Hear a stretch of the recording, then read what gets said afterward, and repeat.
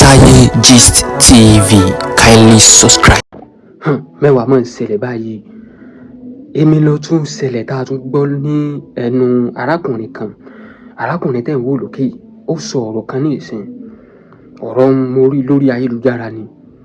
Lórí ọ̀rọ̀ Sunday Igboho òun náà ni ó sọ lórí.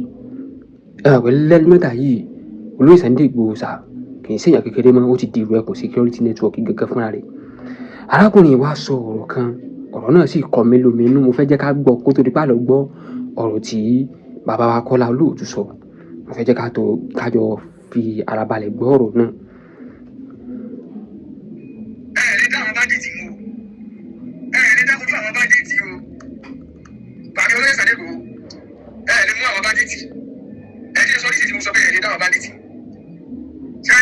Ẹni tó ṣe àfẹ́rì fọ́nyẹ́ ló ṣe àyẹ̀wòdìyẹ. Ṣé ìgbà tí ń bọ̀dà kí ọkùnrin sọ pé kí lọ́ba àdáwò mi kí lọ́ba àbá dìtì ẹ̀fọ́ náà kúnra ẹsẹ̀ kíríkà ẹ̀rẹ́ mọ̀ láti báyìí. Àbí sáré bò ẹ̀rẹ́ dáwọn ẹ̀rẹ́ mọ̀ láti. Tí ẹ bá fẹ́ ṣe kíríkà ẹ bá fẹ́ ṣe kíríkà ẹ bá pàṣẹ kíríkà rárá kí ẹ bá sọ pé fẹ́ máa bá dìtì ẹ bá fẹ́ ṣàṣeyọrí lórí àbá dìtì.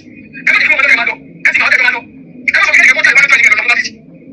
Ìjọ wọlé bá dìtì kàfẹ́ wá ṣe bọ̀lù sí agbègbè kan àti abẹ́sọ̀rọ̀ ìtàgé wá ṣe bọ̀lù tí wọ́n kù sí lọ́nà àdìbá dìtì lọ́nà wá ṣe bọ̀lù sí ìkàlá gbègbè wa tí wọ́n fi sórí ayélujára. Ẹ gbogbo ọmọ Yorùbá ẹ ṣe àbí òkúta ọgbọmọ Yorùbá rárá àti gbogbo aláìsí àjàmbá tí wọ́n bá fẹ́ ṣe nǹkan fún àwọn ọmọ ṣe bá dìtì ẹ bá yọ ẹjọ́ rẹ̀ lọ́sọ̀rọ̀ láì.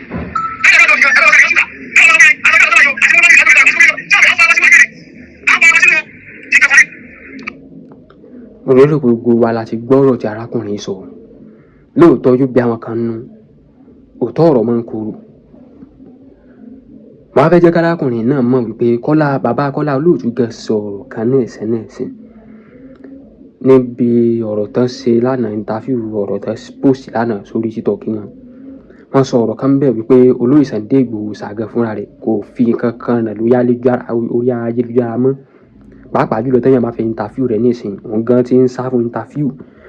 Pé olóyè Sunday Igboho ti mature. Ó ti wà nínú ara àwọn tó ń ṣiṣẹ́ ìjàǹgbara orílẹ̀-èdè Nàìjíríà ọjọ́ ti pẹ́. Ó sì láwọn táwọn jọ wà lókè táwọn jọ ń ṣe. Wọ́n ti sọ fáwọn pé àwọn ò gbọdọ̀ máa lọ sí gbogbo interview káwọn sáré máa fojú máa ràn ní gbogbo orí ayélujára bíi tìgbà kan mọ́. Ẹ jẹ́ ń play ọ̀rọ̀ náà fún yín kí gbogbo wa tún gbọ́ lẹ́nu bàbá Kọ́lá Olóòtú.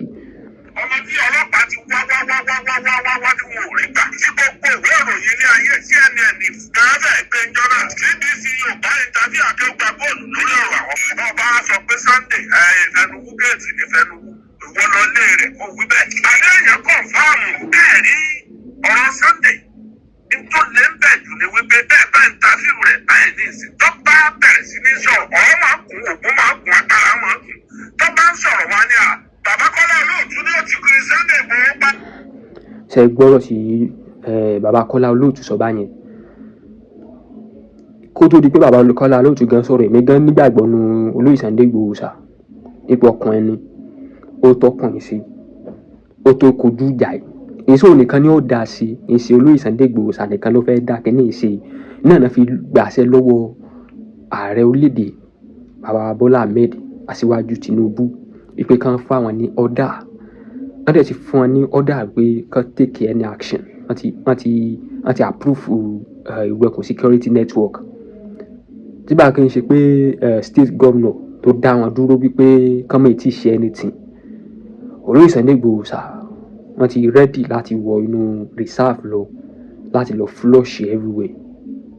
But state government ló dá wọn dúró wípé kán sì hold on.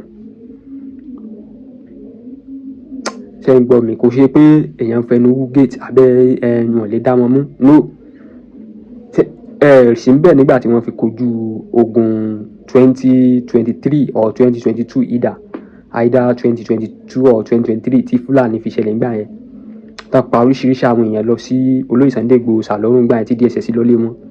Wọ́n pa Àdògán, wọ́n pa Olóńgè ní wọn gbà yẹn. Ṣé ẹ gbọ́ sí ọgbọ̀rọ̀ yẹn ni? Ok, ẹni tí DSS lọ bá tí wọ́n dẹ̀ rí mọ́tò dẹ̀ disappear. Ìwé èèyàn báyẹn ni ò tó kojú ogun. Ẹ má jẹ́ ká mọ̀ tanra wa mọ́ nílẹ̀ Yorùbá. Tó bá yẹ pé àwọn tẹ̀ ń darapọ̀ mọ́ mi ní orí ojú Taye Gist TV, mò ń fi àsìkò yìí sọ fún yín pé kẹ́ subscribe sórí channel yìí, kẹ́ comment opinion yín. Mi ò fẹ́ comment àṣẹ kankan nínú other comment section mi ò fẹ́ comment àṣewèrè kankan nínú comment section mi. Wọ́n tó bá ti mọ̀ wípé àṣé ló fẹ́ kọ́mẹ́ǹtì ọ̀ ṣe ń bì fún píìsì má wulẹ̀ bọ́dà láti wo fọ́nrán fídíò tèmi. Ìwọ tó bá mọ̀ wípé lóòótọ́ lódodo orí òótọ́ ló fẹ́ dúró sí kọ́mẹ́ǹtì. Olóyè Sunday Igboho Ṣàá kì í ṣe èèyàn kékeré. Ẹ mọ̀ pé náání náà ni náání, ohun tá a bá ní là ń náání, àìmọye nǹkan tá a bá ní, àìmọye nǹkan tá a bá ní. Irú èèyàn tí Sunday Igboho Ṣàá jẹ́ iná ni Nnamdi Kanu ló jẹ́ fáwọn ti Igbo. Oore ká jìjàgbara náà ni òun náà ṣe ń gbà yẹn tán fi mú un. Wọ́n mú Olóyè Sunday Igboho Ṣàá náà gbà yẹn tó jẹ́ wípé Ọlọ́run ló ní pé wọ́n lè padà wá sórílẹ̀-èdè Nàìjíríà láti wá rí ojú àánú Bọ́lá Ahmed Tinubu gbà. Wọ́n ní sóore kọ́lọ́run má jà sóore ṣe. Oore àánú gbogbo àwọn ọmọ orílẹ̀-èdè Nàìjíríà náà ń ṣe, pàápàá jùlọ àwọn ọmọ Yorùbá. Nígbà tí wọ́n gbọ́ pé àwọn bandit kó àwọn ọmọ lẹ́rú, wọ́n ń pa àwọn èèyàn sínú igbó rìsáàfù. Àwọn tó bá lọ sí abroad tán ti ṣiṣẹ́ bọ̀ tán ti dàgbà tó jẹ́ wípé wọ́n á wò pé káwọn wá invest sí Nàìjíríà, wọ́n pa wọ́n dànù. Wọ́n lè mélòó dáko lọ sẹ́ pé wọ́n kàn máa da màálù ọbẹ̀, wọ́n kàn máa pa anybody lọ. Ntí orí ọ̀rọ̀ yìí ni many issue ló ṣẹlẹ̀ sí Sunday Igboho lé lórí. Ó dẹ̀ wá dé padà ní adúpẹ́ lọ́wọ́ Ọlọ́run pé Bọ́lá Ahmed Tinubu tó wà lórí ẹ mọ̀ pé Yorùbá ni wọ́n. So ẹ dẹ̀ mọ̀ ẹ lè fi èdè náà mọ́ kún gbà mí. Ẹ lè fi ẹ̀yà wa tribe Yorùbá ẹ lè fi wéra wọn pé tá bá torí iṣu jẹpo á sà torí epo jẹṣu. Yorùbá náà ni Sunday Igboho náà, Yorùbá náà sì ni Tinubu. Àwọn òkúta náà ẹ̀já wọn wọ́n sì ti gba ọ́dà nìyẹn. Ìjà ti parí, gbogbo pé wọ́n gbà kan yẹn gbogbo ẹ ti lọ. Oore náà ṣe kì í ṣe pé wọ́n ṣèkà débi nkíní nǹkan, wọ́n gbèjà ọmọ Yorùbá ni. Ó dẹ̀ wá fẹ́ di issue. Ẹ wò ọ̀rọ̀ ọmọ orílẹ̀-èdè Nàìjíríà ó gba sùúrù o. Àwọn tó wà nínú igbó báyìí nísìnyí báyìí wọ́n ti wà nínú igbó for the past close to a month ní báyìí nísìnyí ó ti ń close to a month torí tá a bá ti ní pé ọ̀rọ̀ ti ń kọjá ọ̀sẹ̀ mẹ́ta. Ọ̀rọ̀ ti ń kọjá ọ̀sẹ̀ mẹ́ta, ọ̀rọ̀ yẹn ó ti lọ far gangan. Àwọn ọmọ Adélabú tó lọ kò lo 3 days táwọn ọmọ yẹn fi dé padà. Ṣé ti rí difference tó wà nínú kí èèyàn lẹ́nu àti ẹni tí ò lẹ́nu. So mo fi àsìkò yìí rọ̀ ẹ̀yin tí ẹ bá jẹ́ wípé ẹ bá máa ń kọtí ikún sí gbogbo àwọn information tẹ bá máa ń gbọ́ online tí ó jẹ́ pé ẹ máa ń kọtí ikún pé tẹ̀yin lẹ fẹ́ ṣe pé irọ́ náà ń pa AI ní kinní kan ni. Náà sáà ti fojú ara yín gbọ́ báyẹn ti fẹ́ sí ara yín rí gbogbo nǹkan tó ń ṣẹlẹ̀ lórílẹ̀-èdè Nàìjíríà. Ìwọ tó bá ti ní agbára tó ti mọ̀ pé ò tí ì jẹun kánú, má wulẹ̀ dábàá wípé o fẹ́ máa rìn lóru.